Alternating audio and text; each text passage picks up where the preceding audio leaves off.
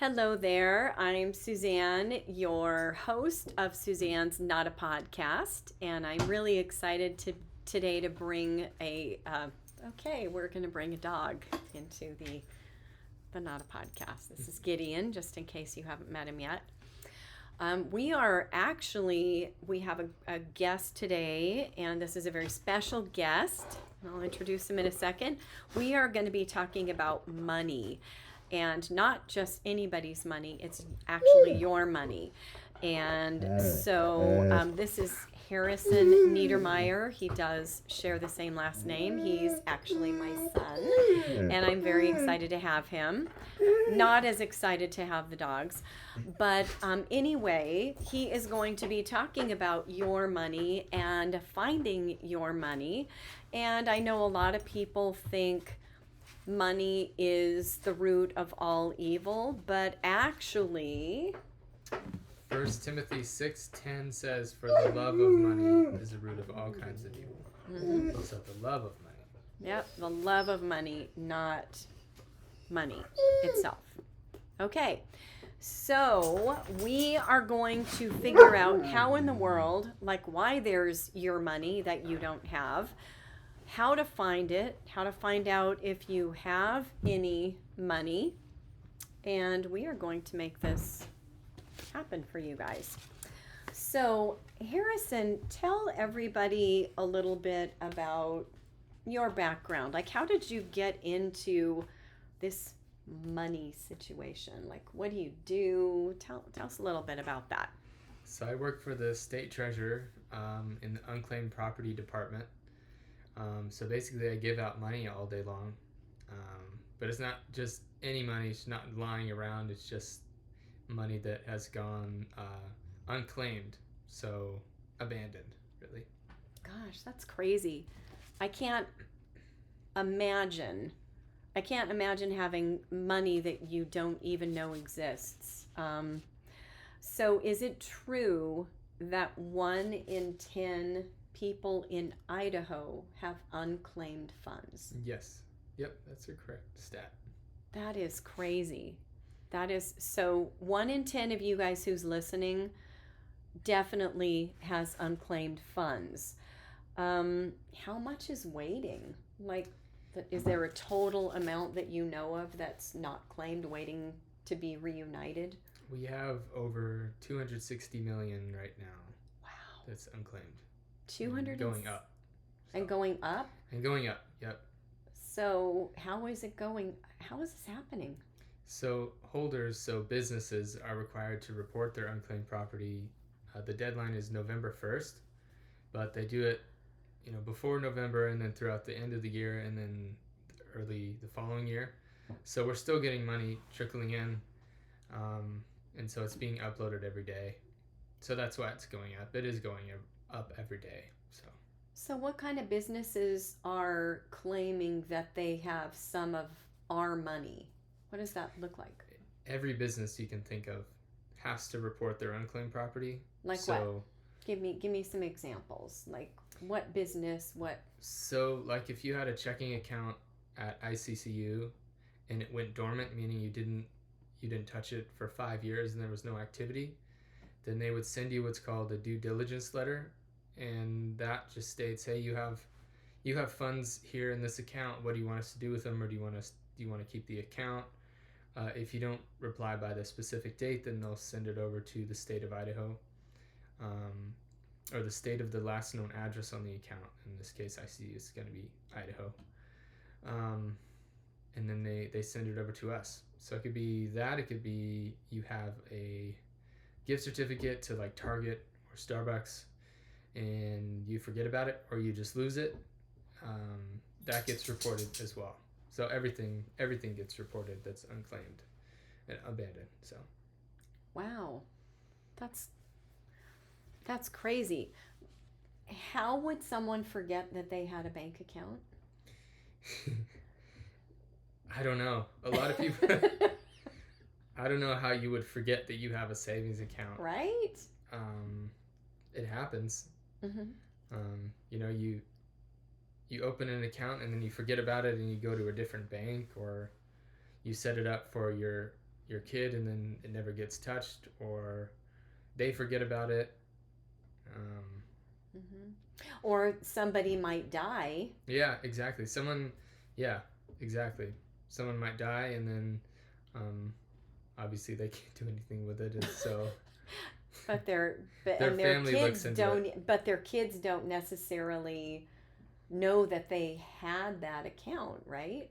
Well, hopefully they'll go through all their papers and figure it out. Right, Eventually. but if they don't, it goes unclaimed. Exactly. And then we'll go into how you file and how you do that as an heir or as your own person or whatever.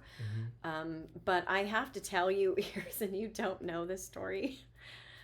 So way back when we lived in a different state, I was going through my old desk in the living room.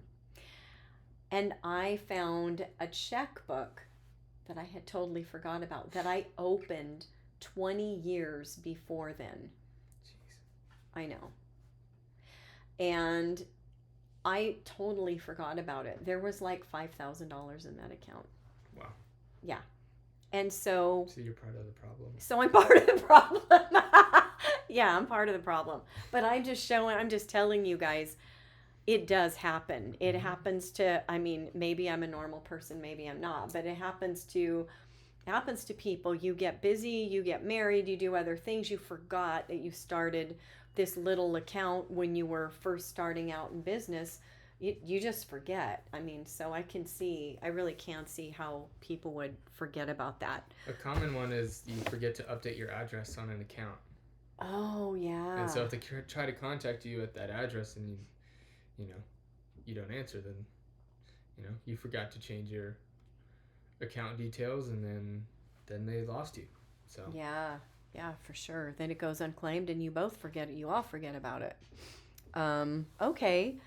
So is it difficult to apply to find out if you have money for yourself?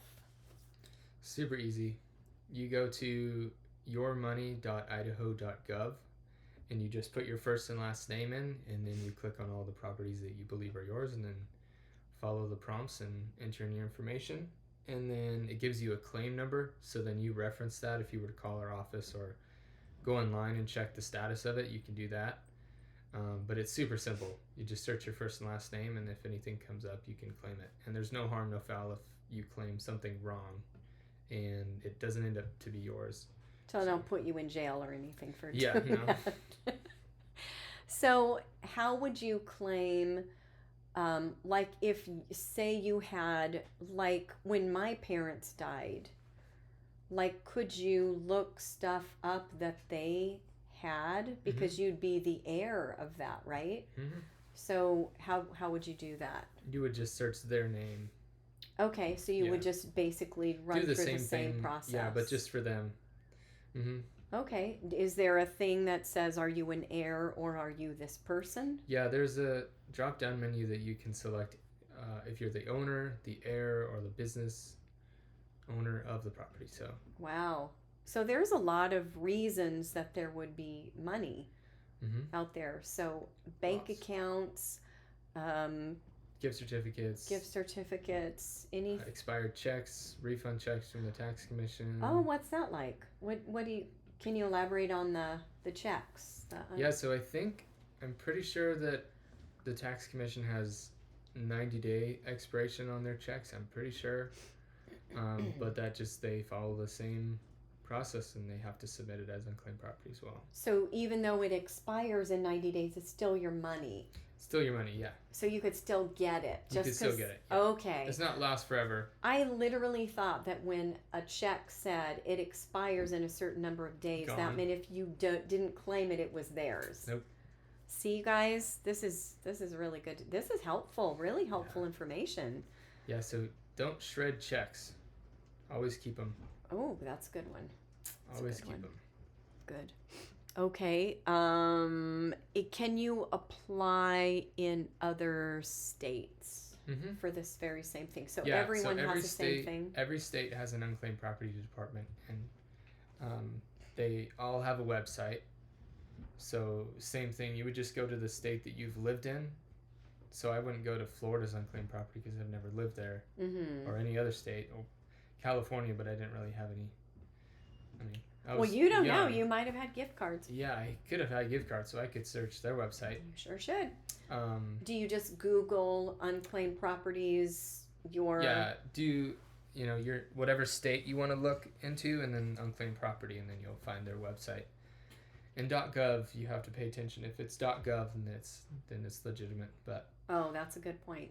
.com is not going to be .com is legitimate. often not, so beware of that. But we do endorse one other website. It's called missingmoney.com, and that is a .com. But all the states pool their unclaimed property databases together in that website. Oh, wow. So it's a one-stop search for all the Dang. states. It's But like a lottery. but you have to pay attention to what state it is. So it could say like John Smith, and then the Idaho that it was the state that it was reported to. Mm-hmm. But if that's a state you've never lived in, that's not going to be yours. Yeah. So What if it might have been a state that your parents lived in? I mean, could be. But you Yeah. would know that. You would know. You would know that. Mm-hmm. That's awesome. Yeah. How many people in Idaho, like how many people work on getting you your money back? There's only 8 of us. Wow, for There's 8 of us that 200 work and something million that work- dollars. that work claims. Only 8 of us. Wow. Mm-hmm. Is it a pretty fast process once they go online and they say, I think this is my money, and then you get it, and then what's like the turnaround time typically? It just depends how many claims we have at the moment. So right now we're 40 days out. We'll probably be like 42 come Monday. Okay. That's So not if you horrible. submitted a claim today, it'd take 42 days for us to get to it because we go first in, first out. Okay. I mean, unless you call in and you wondered the status. I mean, some people in the office will be like, you know what, I'll just do that, right now. Squeaky wheel So- gets the grease. Mm-hmm. Yeah. Squeaky grease gets the wheel. Yes, I that's think the one. what it is.